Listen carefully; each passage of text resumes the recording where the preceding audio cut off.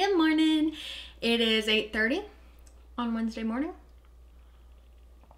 Not that that's relevant to you in the slightest bit. So this video is probably my most requested since I started this journey, and it's how I stay motivated. I do have my notebook here. Look how cute she is. So if you see me looking down, I'm just looking at my notes because I don't want to miss anything, because this video I think is really important, as well as highly requested. So this is going to be how I stay motivated. So as of today, I'm filming this on August 25th. I've lost 53.6 pounds since January 1st of this year. So in under 8 months, over 50 pounds to me is insane. And it's still going down, so I'm very excited about that. But I get asked a lot how I stay motivated, because this journey is not easy. It is difficult, and I have 120 pounds-ish total to lose, and this is not going to be easy moving forward, and I know that. And I think that motivation is not really the word that I would prefer to use. So for me, this weight loss journey has been less about motivation and more about consistency and habits. So I read Atomic Habits at the beginning of the year, and I'm telling you, that book is life-changing. If you haven't read it, it is so good. So what I attribute a lot of my success to is more consistency and habits than motivation. Motivation comes and goes. It is a daily thing. It can be a minute-by-minute thing, hourly thing, whatever. So motivation is not really something that I can rely on, because it is so up and down. It's a roller coaster. So you really have to get consistent and form habits that are going to keep you going in the days that you don't feel motivated. But I am going to go ahead and share with you today some things that have kept me consistent, as well as some things that help motivate me to keep going. Okay, so the first thing that I do to stay motivated is actually something not to do, I guess, to help stay motivated. And that is going to be, I do not punish myself when I make a bad decision. So with food, I don't like to categorize food as good or bad, because that can put kind of in a negative mind space. So if I make a food decision that is not the best, I don't try to work out a crazy ton to make up for it. I don't starve myself the rest of the day. I don't only eat salads the rest of the day. I do not punish myself if I make a not the best decision. So what I do instead is the next meal, I make the best decision that I can, and I keep moving forward. If you do not allow those tiny instances of inconsistency to mess with your whole plan and your whole track, you're going to be great.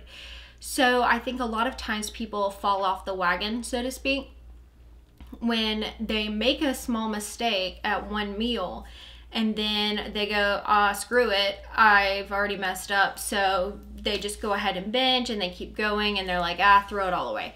One little unhealthy decision does not undo all of your progress. And that's what I've had to tell myself so many times, is if I have these Oreos, which I try not to, but if I give in and I have these Oreos, it does not undo 53 pounds of weight loss, right? Do not throw that all away just because that one instance. So take that, get yourself back up. Your next meal, make it a balanced meal. I did 5 weight loss tips. I talked more about food. So you would have seen that video. Okay. So go ahead, pick yourself right back on up. It's going to be fine. Do not stress about it. Worrying about that one meal is really what can be more detrimental than that meal actually was, or whatever you ate. The next thing that has been crucial for me is meal prepping. And I talked about this in my tips for weight loss, but honestly, this has helped me stay motivated so many times and been consistent so many times. Meal prepping can literally take 15 minutes to 3 hours, however long you have, however when you do it, whatever you want to do. Meal prepping has honestly helped me so much. It has been one of the key factors of my success. So honestly, meal prepping, it's a game changer. If you're not doing it, I got tons of videos on it. The next thing is to create a support system. Notice I'm not going to say find a support system, because it's not going to work. You have to create a support system that works for you. So your support system and my support system are going to look very different. That's why I don't say find one. Yes, I'm part of Lean with Plants and I joined Eat More Weigh Less. So yes, I have those two communities. But outside of that as well, that's part of me creating one. So you've got to take these pieces that you have and make your own support system. You can do this alone if you absolutely have to, but I'm telling you, it will be 1,000 times easier and you will feel so much more motivated if you have a support system. But finding one is not what I want you to do. I want you to create one. So for example, my support system consists of, at this current moment, Lean with Plants community, and then under that, I've met people through that individually that I now speak with on a daily to almost daily basis. And the same with Eat More Weigh Less. I've got a couple people from there that I speak with all the time. So those people, those are my friends. They're more social media friends because one lives in Canada. So we live far from each other, right? So that's like a social media support system. But I can always call them, text them, message them, whatever, and I know they're going to be there. Then I've got my husband. So if you don't have a partner, a spouse, that's okay.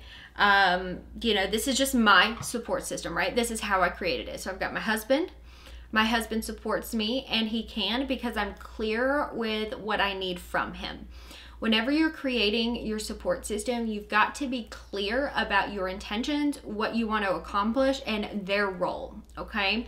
You cannot expect them to know what to give you, okay? That's where I think a lot of times a support system can fail, is because they're not satisfied with the support they're receiving from someone, but they've never been clear with what they want their role to be. So my mom, for example, she's not vegan, not plant-based, high carb, low fat, none of that. So I told her, I said, Mom, I want you to be happy for me if I share small wins with you. So I'll tell her sometimes when I made a great meal choice or when I've lost weight and she congratulates me. She gets really excited about that. I'll tell her, you know, if we're going out to eat together, I want you to be supportive of the choices that I'm going to be making, and they may look very different than what you would choose. Okay, so I kind of outlined this with my mom, and I had an actual conversation with her about what I needed her role to be in my support system, and was she on board with it? And she was. So that's really important. Okay, outline what you need, and they're going to be on board or they're not going to be. I mean, it is what it is. Don't be ridiculous about it, you know, but be honest with them about how they can support you and help you, even if they're not on this journey. The same goes for my best friends, Liberty and Courtney. I told them what I was doing. I told them my food choices that I was going to be making, my exercise, and they support me in that. They've come over to go on walks with me before, and they try my vegan meals that I make, and they actually really like most of them. So they're very supportive in that way. They're willing to try things.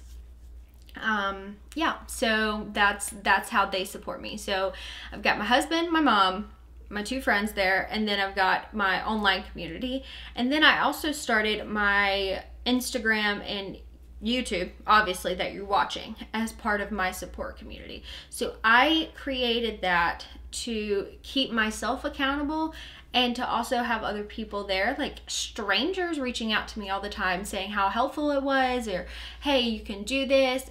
I'm telling you, that can make a world of difference. So you have to create your own. You cannot expect it to walk into your life.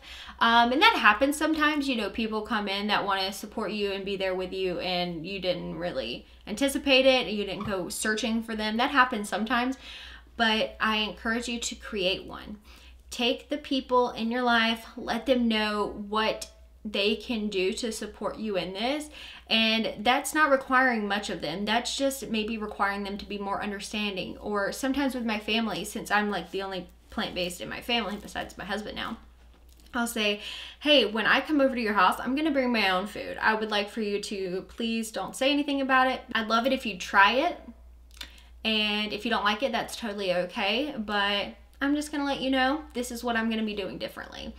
And I think that once they feel informed in what's going on, it makes it a lot easier. So let people know how they can help you, because they're not gonna know unless you tell them. Next thing is to reward small wins. So in Lean with Plants, I actually did a cafe event with my friend Kirsten, and we talked a lot about this. So she actually has written down every so many pounds and then like what her reward is. I kind of do mine a little differently. You can reward yourself however big or small fits your life. I recommend do not use food, okay? We're talking about getting consistent with food and with habits. Don't use food as a reward. It's not a good mindset to get in my opinion. So I don't ever treat myself when I've lost a bunch of weight. That doesn't really make sense. It's kind of counterproductive. So even small wins. So every couple weeks, if I've been consistent, I've been losing, even if it's a little bit, I tend to go thrifting. And like this shirt, I recently thrifted. So going thrifting is how I reward my small wins. For my friend Kirsten, it was going to get a pedicure or whatever it is, that makes you feel good, and you can reward yourself in a small way. It doesn't have to be monetary, but just come up with something in a reward system that works for you and celebrate those small wins. Small wins are wins, okay? Progress is progress. So celebrate it, This is your journey. You can celebrate it however the heck you want to, but celebrate it nonetheless. The next thing is to write down small daily goals. I write down, what my agenda is for the day, but sometimes I'll write down things so simple. I've been trying to get more consistent with putting my food on the 8 app, and just so I can see how consistent I'm being overall. So I'll put on my planner log meals. And then at the end of the day, I can check that off. And I check my planner multiple times a day, so it helps keep me going, saying, okay, well, this is still what we've got left to do. And you don't have it all just kind of in your brain jumbled up, and then you're like, oh, I forgot to do this. It's right there in front of you. And then also, if you're struggling to be motivated to, we'll just use exercise for an example because it's really easy for this analogy, is you can set a timer for like 10 minutes. Okay, and say, you know what, I'm going to get on my treadmill for 10 minutes. And what I tend to do is put on a podcast, put on YouTube video, Netflix, whatever. I set it up there. So after 10 minutes, you're already on the treadmill. You've already done it. So you're probably more likely to keep doing it. Or you go to the gym and you say, you know what, I just have to get to the gym. I need to do 5 minutes. Well, you already got ready. You're already at the gym. You've already done 5 minutes. Might as well do a few more, right? So set a timer in smaller increments if you're having trouble getting motivated to do something, because 5 minutes is 5 minutes. You can do it for 5 minutes, right? You're like, okay, that'll pass in no time. Or meal prep, you're like, man, I don't have time to meal prep. I can't really do that. I'm sure somewhere, some part of your week, you can find 20, 30 minutes to meal prep. Set a timer. And that's all you have to do.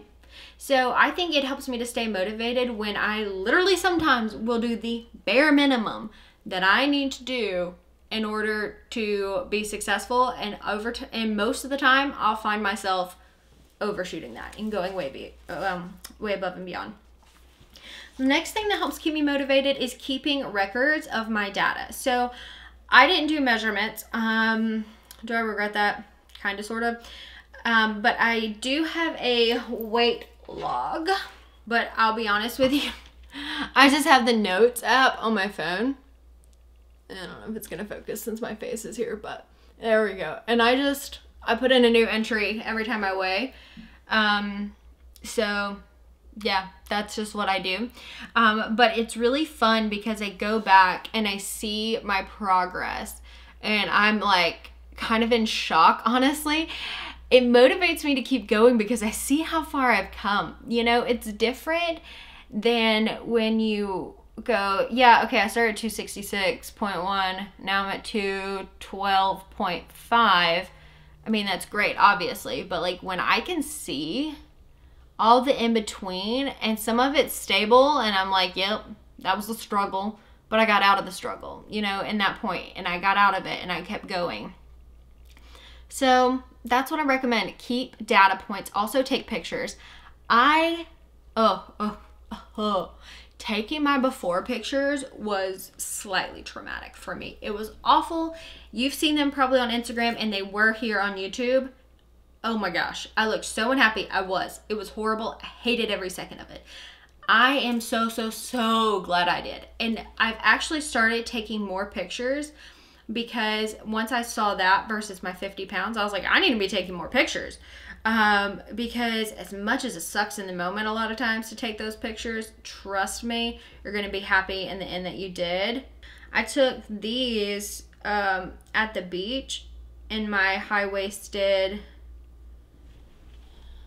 bikini, which I've never showed a picture like this, so ayo, internet. And then I'm going to take one in that same suit probably in a couple of months. That was in April. And so I can see the difference. So as uncomfortable as it can be sometimes, take those pictures, because those pictures are really also going to show your progress. Obviously, they keep me motivated, because I look back and I'm like, wow, that was me. I posted a picture yesterday for Transformation Tuesday, and I looked at my face from January to the photo I used was from last week, and I was like, oh my heavens. I had no clue. Just like, because when you look at yourself in the mirror every day or whatever, you don't really see a change, right? But when you put them side by side, I was like, so before, and you can see this in my Instagram and on previous videos here, my chin, you know, I had a double chin, and I didn't have a jawline really, and I didn't really have cheekbones and dimples, and I was looking at this photo and I was like, well, there's like 20 of the pounds. Not really, but you know what I mean? So like, I can do this, and you can see these. Couldn't see that before. So it's really fun to be able to compare, and every time I'm feeling unmotivated, or I'm like, ugh, I don't want to do this anymore, this is too hard, life sucks, woe is me, I look at those pictures and I go, I've come so far. I've come too far to give up now. I have done so much.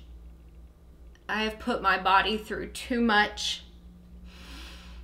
I have put my soul into this. Oh, I'm good. I can't stop now. Looking at those pictures and those data points, I can't say, you know what, this is good enough, you know. We had a great run.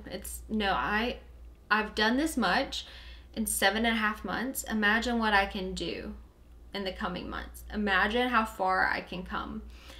And the thing is about staying motivated is it changes over time. In the beginning, it can be really hard to stay motivated, because you don't have all of those data points. You don't have all of those pictures. And so staying motivated in the beginning can be hard, but I promise you it pays off. I promise you that if you stick with it, do not give up. It is so worth it. Who I am is completely different today than who I was January 1st. There is something so freeing about coming into who you are and who you were meant to be and who you feel like you're supposed to be. And I feel like that's where I'm headed. I feel like I'm becoming who I was supposed to be this whole time. And that is motivation in and of itself to keep going. It is seeing the change, not just physically, but I feel it. I feel the change. You guys keep me motivated more than you'll ever know. I love sharing with you, and I love hearing from you, and I love making your video suggestions like this one. If you made it to the end of this video, thank you, thank you, thank you for being here. Thank you for watching. Okay, on that note, I love you. I appreciate you. And don't forget to like and subscribe and turn on those post notifications so you get notified every time I upload a new video. And I will see you in the next one. Bye. Shall we quote Demi Lovato from Camp Rock? Okay, you might have been born after 2000 if you don't know that. This is me. I'm exactly where I'm supposed to be now. Gonna let the light shine on me. Shall we edit that out? I think we shall.